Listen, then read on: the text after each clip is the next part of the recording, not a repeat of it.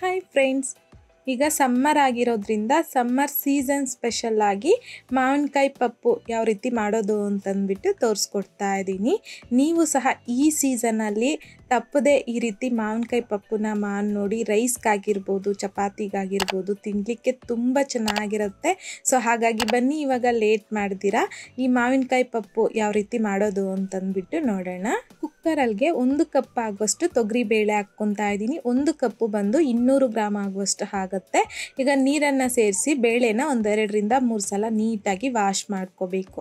Wash ಮಾಡ್ಕೊಂಡಿದ್ದಾದ ನಂತರ ಬೇಳೆ ತಗೊಂಡಿರ್ತಕ್ಕಂಥ ಕಪ್ಪಲ್ಲೇ 1 ಕಪ್ಪು ತೊಗರಿ ಬೇಳೆಗೆ 3 ಕಪ್ ಆಗುವಷ್ಟು ನೀರನ್ನು ಹಾಕ್ಕೊತಾ ಇದ್ದೀನಿ.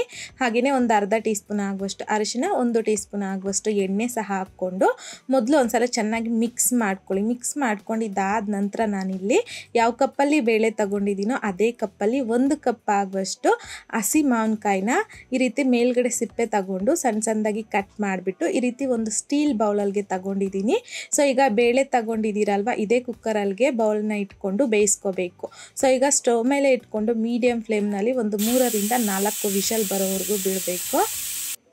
4 ವಿಷಲ್ ಬಂದಾದ ನಂತರ ಪೂರ್ತಿಯಾಗಿ ವಿಷಲ್ ತಣ್ಣಗಾಗಿದ್ದಾದಮೇಲೆ ಲಿಡ್ಡನ್ನು ಓಪನ್ ಮಾಡಿಕೊಂಡು ತೋರಿಸ್ತಾ ಇದ್ದೀನಿ. ನೋಡಿ, ನಮಗಿಲ್ಲಿ ಪರ್ಫೆಕ್ಟಾಗಿ ಮಾವಿನಕಾಯಿನೂ ಸಹ ಬೆಂದೋಗಿದೆ, ಬೇಳೆನೂ ಸಹ ಸಾಫ್ಟಾಗಿ ಬೆಂದೋಗಿದೆ. ಈ ರೀತಿ ಸ್ಮ್ಯಾಶರ್ನ ತಗೊಂಡು ಸಾಫ್ಟಾಗಿ ಸ್ಮ್ಯಾಶ್ ಮಾಡ್ಕೋಬೇಕು. ಬೇಳೆನ ಸ್ಮ್ಯಾಶ್ ಮಾಡ್ಕೊಂಡಿದ್ದಾದ ನಂತರ ಮಾವಿನಕಾಯಿನೂ ಸಹ ಬೇಯಿಸಿಟ್ಕೊಂಡಿದ್ರಲ್ವ, ಅದನ್ನು ಹಾಕ್ಕೊಂಡು ಸೌಟಲ್ಲೇ ಮಿಕ್ಸ್ ಮಾಡ್ಕೊತಾ ಇದ್ದೀನಿ. ಯಾಕೆ ಅಂತಂದರೆ ಆಲ್ರೆಡಿ ನಮಗಿಲ್ಲಿ ಮಾವಿನಕಾಯಿ ಅನ್ನೋದು ಸಾಫ್ಟಾಗಿ ಬೆಂದೋಗಿದೆ. ಇನ್ ಕೇಸ್ ನಿಮಗೆ ಬೆಂದಿಲ್ಲ ಹಾಗಾಗಿ ಇದೆ ಅಂತಂದರೆ ಸ್ವಲ್ಪ ಸ್ಮ್ಯಾಶರಲ್ಲಿ ಸ್ಮ್ಯಾಶ್ ಮಾಡಿಕೊಂಡ್ರೆ ಸರಿ ಹೋಗುತ್ತೆ. ಸೊ ನನಗಿಲ್ಲಿ ಸಾಫ್ಟಾಗಿ ಬೆಂದೋಗಿತ್ತು.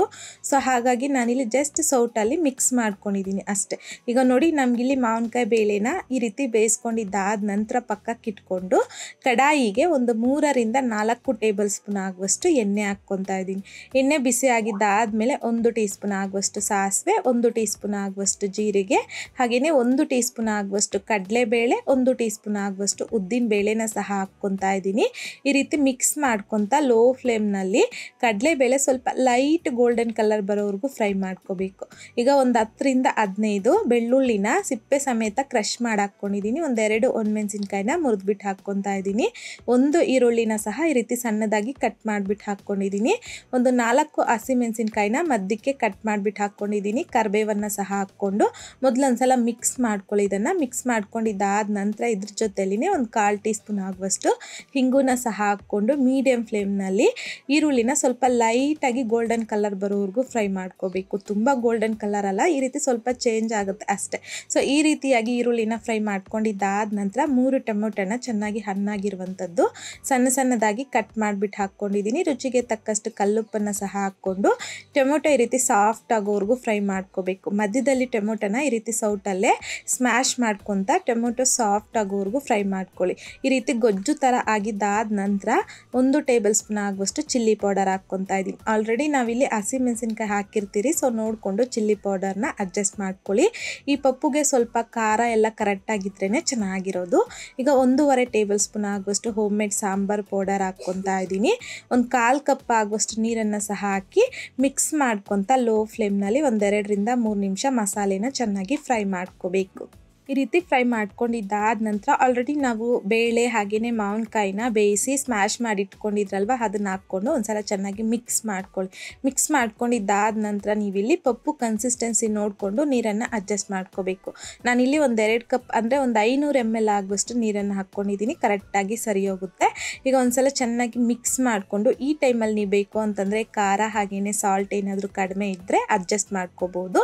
ಈಗ ಮೀಡಿಯಂ ಫ್ಲೇಮ್ನಲ್ಲಿ ಇದನ್ನು ಚೆನ್ನಾಗಿ ಕುದಿಸ್ಕೋಬೇಕು. ಮಧ್ಯದಲ್ಲಿ ಒಂದ್ಸಲ ಮಿಕ್ಸ್ ಮಾಡ್ಕೊಳ್ಳಿ, ತಳ ಅಂಟೋ ಚಾನ್ಸ್ ಇರುತ್ತೆ, ತೊಗರಿ ಬೇಳೆ ಹಾಕಿರ್ತೀರಲ್ವ. ಹಾಗಾಗಿ ಈ ರೀತಿ ಚೆನ್ನಾಗಿ ಕುದೀತಾ ಇರುವಂತಹ ಟೈಮಲ್ಲಿ ಒಂದ್ಸಲ ಮಿಕ್ಸ್ ಮಾಡಿಕೊಂಡು ಸಣ್ಣದಾಗಿ ಕಟ್ ಮಾಡ್ಕೊಂಡಿರ್ತಕ್ಕಂಥ ಕೊತ್ತಂಬರಿನ ಸಹ ಹಾಕಿ ಒಂದ್ಸಲ ಮಿಕ್ಸ್ ಮಾಡಿಬಿಟ್ಟು ಫ್ಲೇಮ್ನ ಆಫ್ ಮಾಡ್ಕೊಂಬಿಡಿ.